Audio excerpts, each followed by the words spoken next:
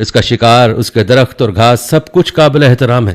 Safe ابن اسیم رحمۃ اللہ علیہ فرماتے ہیں صحیح قول یہی ہے کہ حرم میں مدینہ میں شکار کرنا جائز نہیں، تاہم اگر کوئی شکار کر لے تو اس کو کوئی تاوان نہیں دینا پڑے گا۔ ہاں، حاکم اگر سزا دینا چاہے یا اس کا سامان ضبط کرنا چاہے تو ایسا کر سکتا ہے۔ یہ تو بیان تھا مدینہ منورہ کے حرم قرار دیے جانے کا۔ اب ہم آپ کو جبل عیر کے بارے میں بتاتے ہیں، جس کا ذکر ابھی کچھ ہی دیر پہلے آ چکا ہے۔ یہ پہاڑ مدینہ منورہ کے جنوب میں حرم مدینہ کے جنوبی سمت واقع ہے۔ نبی کریم صلی اللہ علیہ وسلم ہجرت کے سفر میں اس کے مشرقی جانب سے گزرے تھے۔ صحیح بخاری کی ایک حدیث میں ہے کہ نبی کریم صلی اللہ علیہ وسلم نے عیر اور سور کے درمیانی علاقے کو حرم قرار دیا ہے۔ وادی رانونا اس کے مشرقی دامن میں ہے۔ قاضی عیاض رحمۃ اللہ علیہ کہتے ہیں کہ بات معروف ہے کہ عیر مدینہ منورہ میں واقع ہے، اس کے انکار کی کوئی گنجائش نہیں، اور شعراء عرب کے کلام میں بھی اس پہاڑ کا ذکر ملتا ہے۔ اس کے ساتھ ہی جبل سور کے بارے میں بھی سن لیں۔ یہ بات طے شدہ ہے کہ ہجرت کے سفر میں رسول اللہ صلی اللہ علیہ وسلم اور آپ کے پیارے ساتھی سیدنا ابو بکر صدیق رضی اللہ تعالیٰ عنہ جس غار میں چھپے تھے وہ غار جبل سور میں ہے، اور جبل سور مکے میں واقع ہے۔ ایک اور سور نامی پہاڑ مدینہ منورہ میں بھی ہے۔ زمانہ جاہلیت میں اس نام سے مشہور تھا، دور اسلام میں بھی اسی نام سے مشہور ہے۔ بیل سے مشابہ سیدھا سرخ رنگ کا یہ چھوٹا سا پہاڑ جبل احد کے پچھلی طرف واقع ہے۔ جبل سور کی اضافت اور نسبت جبل کی طرف ہوئی، یعنی جبل سور کہا جائے تو اس وقت مدینہ منورہ والا پہاڑ مراد ہوتا ہے، اور جو مکے والا سور ہے وہ اضافت کے بغیر بولا جاتا ہے۔ اس طرح دونوں کے درمیان یعنی مکے والے اور مدینے والے سور کے درمیان فرق واضح ہو جاتا ہے اور کوئی اشکال باقی نہیں رہتا۔ حاجی کیمپ اور ہوائی اڈے سے گزر کر جدہ جانے والی سڑک اسی جبل سور کے شمال سے گزرتی ہے۔ اس سڑک کا جبل سور کی پچھلی جانب سے گزارنے کا مقصد یہی ہے کہ غیر مسلم مدینہ منورہ کی حرم کی حدود کے باہر سے گزر جائیں۔ اے نبی دعا کیجئے، اے میرے رب مجھے بہترین طریقے سے مکہ مکرمہ سے نکالنا اور بہترین طریقے سے مدینہ منورہ میں داخل فرمانا، اور مجھے اپنی طرف سے غلبہ اور نصرت عطا فرمانا۔ اس بات میں کوئی شک نہیں ہے کہ اگر آپ اور اہل مدینہ کے درمیان مذکورہ معاہدہ نہ ہوتا تو ہجرت ممکن نہ تھی۔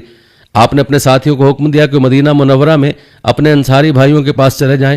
اللہ تعالیٰ نے تمہارے لیے نئے بھائی مہیا فرمائے ہیں اور امن والا علاقہ عطا فرمایا ہے۔ اب صحابہ کرام رضی اللہ تعالیٰ عنہم مدینہ منورہ کی طرف مسلسل ہجرت کرنے لگے، جبکہ رسول اللہ صلی اللہ علیہ وسلم ہجرت کے لیے اللہ کی اجازت کے انتظار میں مکہ مکرمہ ہی میں رہے۔